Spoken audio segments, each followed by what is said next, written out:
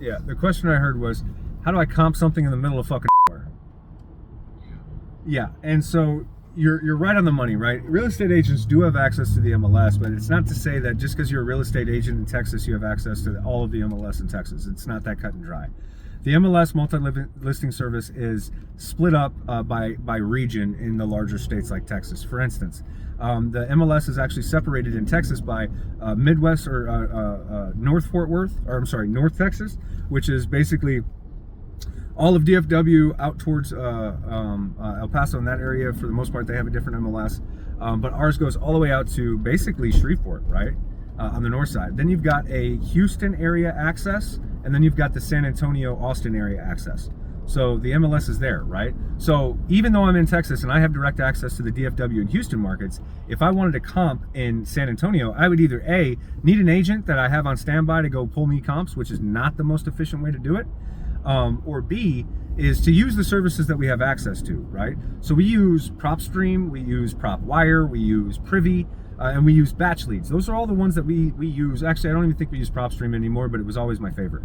But I know PropWire and Privy have really good access and really good fleshed out. Now I can speak to with Definity towards BatchLeads because they're about 98% of the MLS around, and I use BatchLeads more than I use anything else to comp when I don't have direct MLS access. Does that answer your question? Right? And so how are we going to comp that? We're going to do our best. That's what we're going to do, right?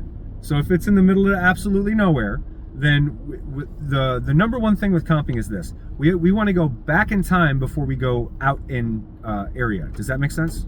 Right. So we don't want to expand the area before we go back further in time, because the comparables are the year, make, in that neighborhood, right?